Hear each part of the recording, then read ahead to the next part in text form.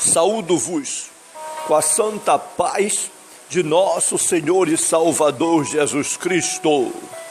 Lições da Bíblia com o pastor Sócrates Penafort-Fadul, da Igreja Evangélica Assembleia de Deus SEMEADAP, na cidade de Tartarugalzinho, no estado do Amapá, na região norte da República Federativa do Brasil, sob os cuidados pastorais do reverendo Josias Dias Fonseca. O grande e terrível dia do Senhor.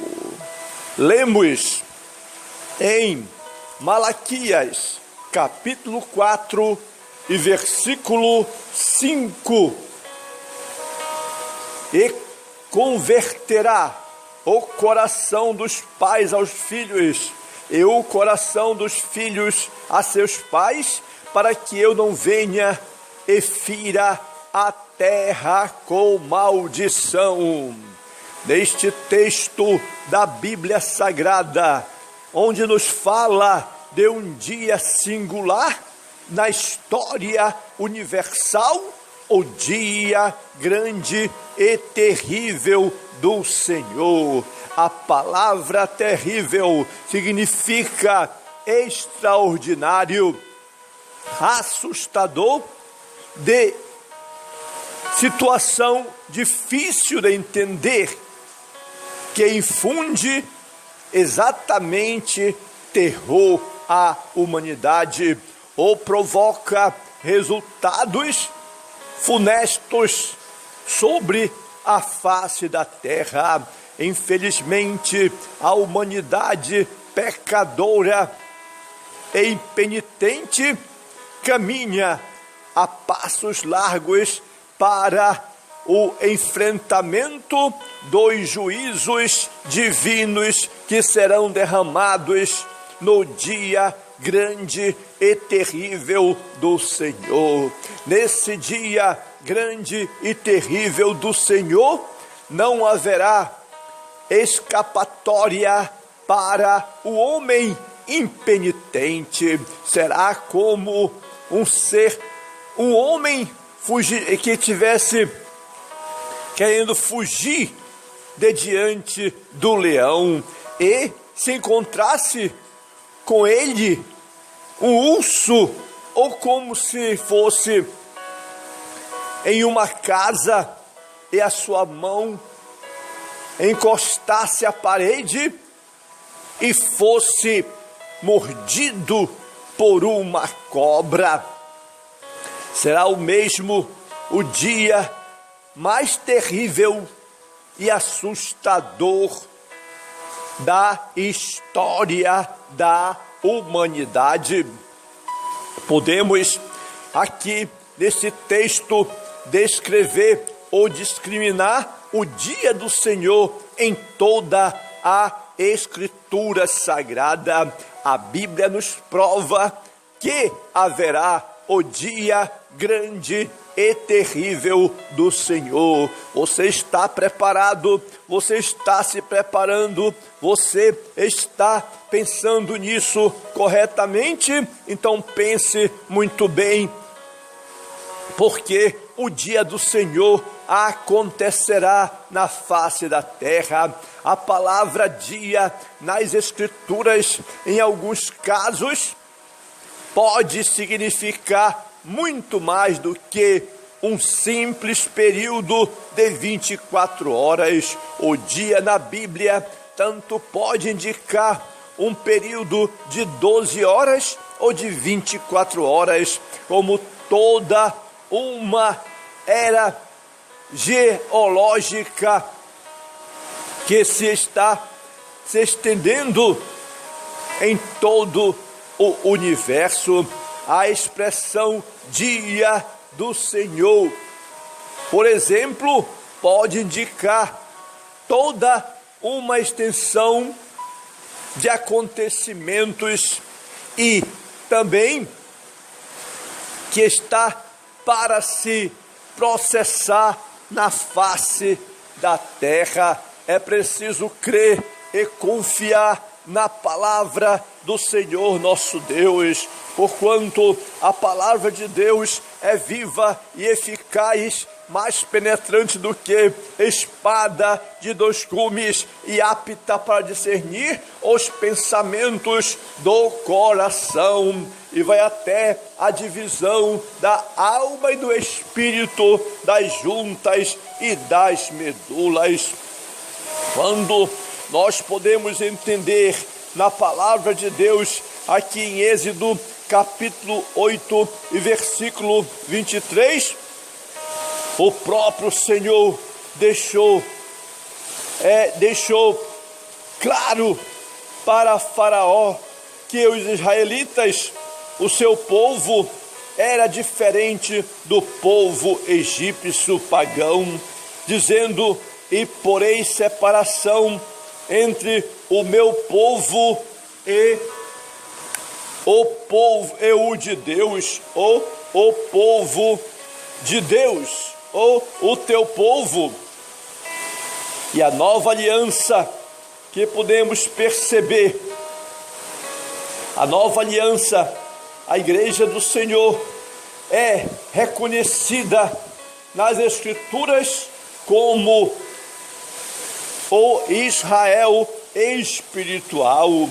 Paulo afirma que a igreja do Senhor é formada por um povo esclarecidíssimo ou exclusivamente de nosso Deus, um povo seu especial, zeloso e de boas obras.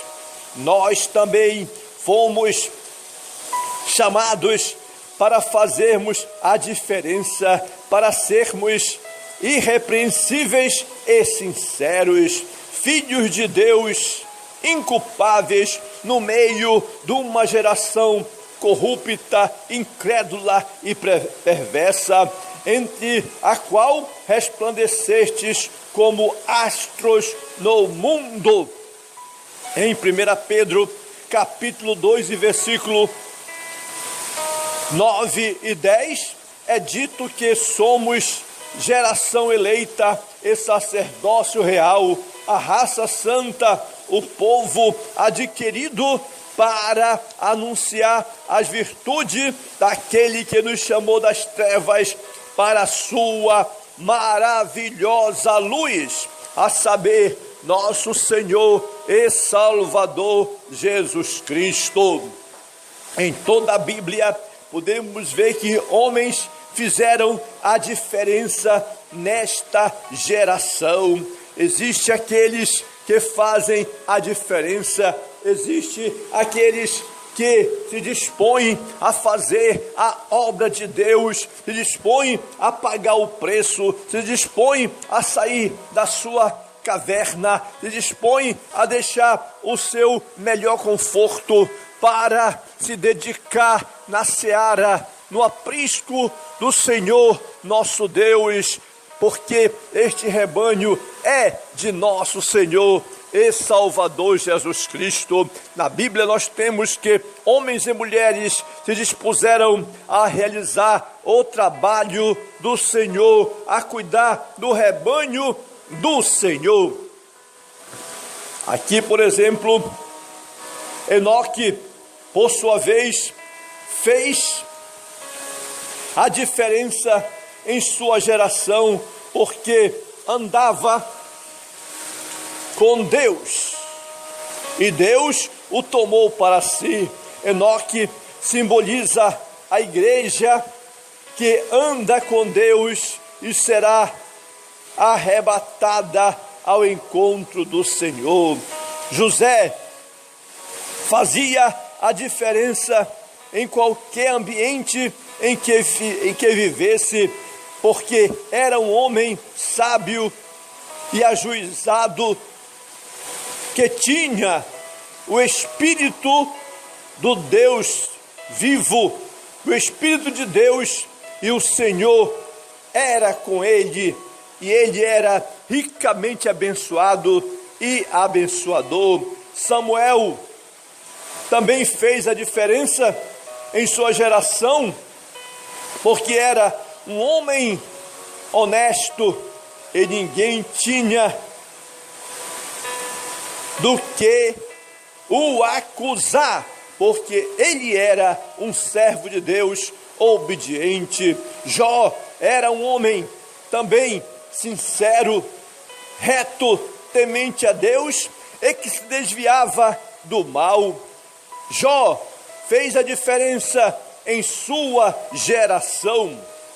Daniel fez a diferença em sua geração, que era corrompida na Babilônia, porque ele tinha no seu coração o propósito bem definido de servir somente a Deus. Algum tempo depois, o próprio Deus testemunhou sobre a diferença que estes 3 homens fizeram na terra: Daniel, Noé e Jó. Fizeram na sociedade grande diferença, fizeram na sociedade em que viveram. Um certo pastor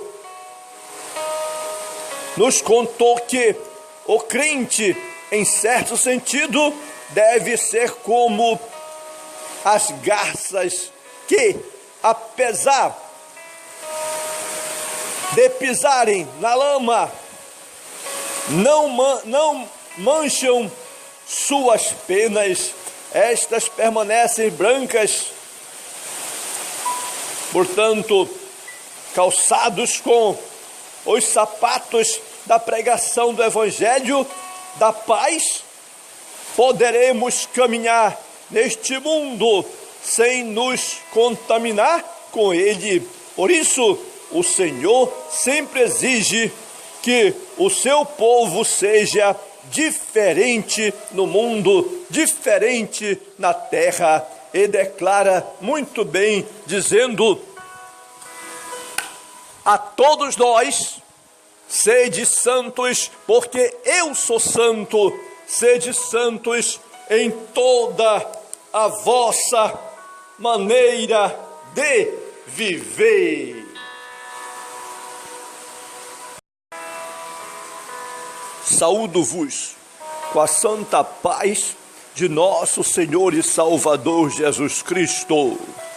Lições da Bíblia com o pastor Sócrates Penafort Fadu, da Igreja Evangélica.